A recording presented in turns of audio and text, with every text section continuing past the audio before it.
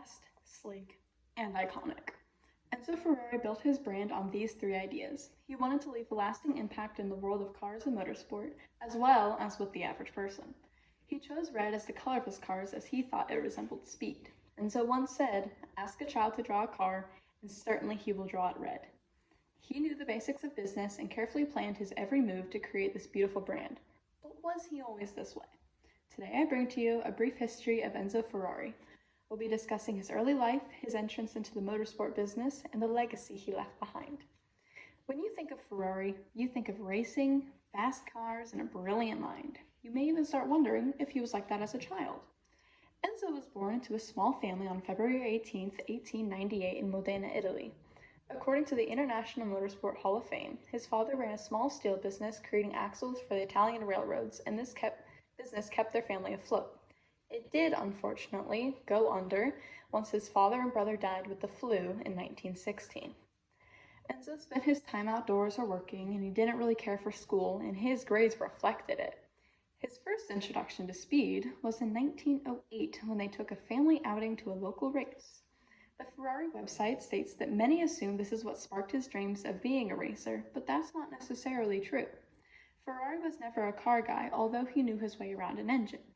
According to Brockhate's book, Enzo Ferrari, The Man in the Machine, Enzo stated once that his love for motoring began when he joined the military. No one knows what may have begun this interest, but many believe it was driving or working on tanks and other military vehicles. Ferrari was later discharged from the military due to having the same flu that took his father and brother. He got well again and immediately began his search for a driver job at Fiat. Fiat was too high and mighty to accept newcomers, so they rejected his application, sending him over to CMN.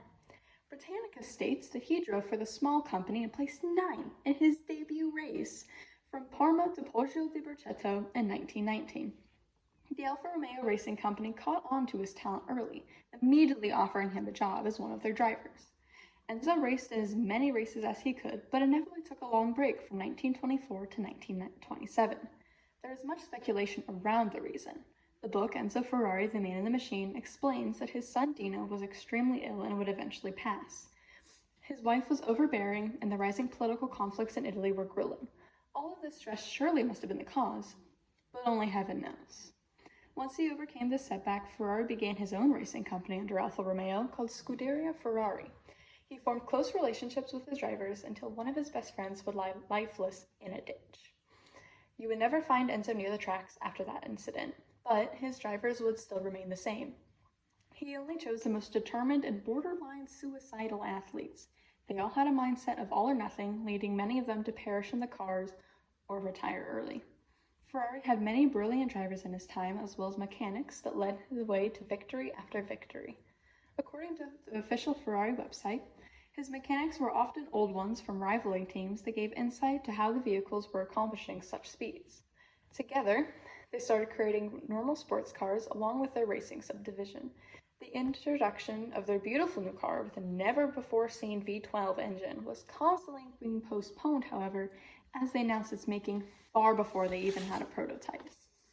Once released, Ferrari became a household name. From the victories on the track to the gorgeous and classy vehicles they were making, check after check came in, providing enough money to keep him afloat after Alfa Romeo kicked him out in 1939.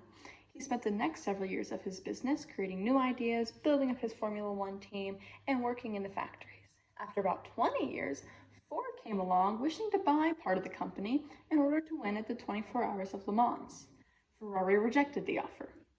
He then immediately sold to Fiat, who he wanted to work for in the beginning. Enzo continued to produce driver after driver and engine after engine into the world until a saddening death in 1988. He had collected the title of Old Man, as most of his fame was brought to him in his later years. His Formula One team continued winning and won 6 Constructors' Championships from 1975 through 1983. They then fell into a slump that wasn't broken until 1999 when legend Michael Schumacher won the championship. Ferrari is widely known amongst car enthusiasts, mechanics, and the average person. When I asked my friends with no knowledge of racing about Ferrari, they all thought of the cars strong, fast, and classy. Ferrari was strict about who could drive his cars, and the reputation resides. There are several rules in place when buying a Ferrari. Some include what color you can paint it. F1 driver Charles Leclerc is the perfect example of a Ferrari driver. He is sophisticated, determined, and a little bit insane. He is proud of the history and of the cars. The team, however, remains cursed. Back in the early days, many drivers would either be killed or retire from Scuderia Ferrari, making not a lot of people want to drive for him. This is the same today. Brock Yates explains that Ferrari is known for its tragedies. Every crash from the team has made headlines. Many ex-drivers either passed while at Ferrari or got so fed up that they had to retire. All in all, Ferrari has a reputation and it's been kept up throughout the years.